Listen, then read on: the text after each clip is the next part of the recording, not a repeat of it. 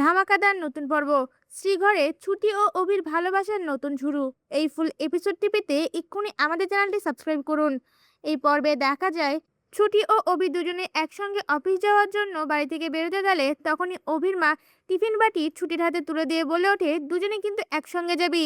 এরপর দেখা যায় ছুটি ও অভি দুজনে একসঙ্গে গাড়িতে করে যেতে লাগলে অভি অতিরিক্ত জোরে গাড়ি চালাতে লাগে। আর তখনই ছুটি ভয় পেয়ে সঙ্গে সঙ্গেই অভিকে গাড়ি থামাতে বলে।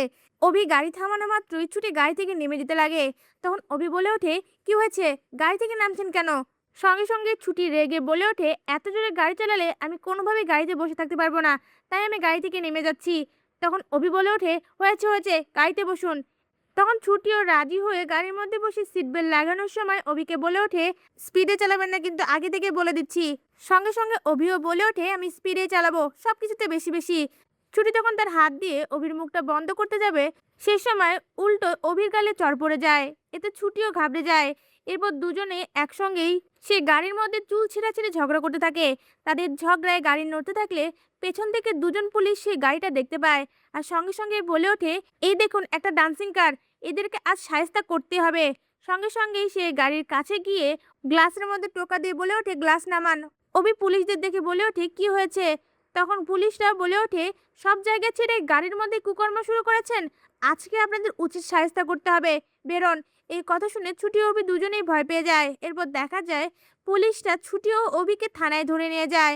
থানার মধ্যে ছুটি ও অভি বারবার বলতে থাকে, আমরা স্বামী স্ত্রী, আর আপনারা যেমনটা ভাবছেন আমরা তেমন কিছু করিনি। এই কথা শুনে পুলিশ অফিসার কোনোভাবেই বিশ্বাস করে না। এদিকে অভি নিজেকে উকিল বলে দাবি করলে পুলিশ সেটাও বিশ্বাস করে না। আর সঙ্গে সঙ্গে বলে ওঠে, ধরা পড়ার পরে সবাই পুলিশ মন্ত্রী সবকিছু হয়ে যায়, আমরা এসব কথায় বিশ্বাস করি না।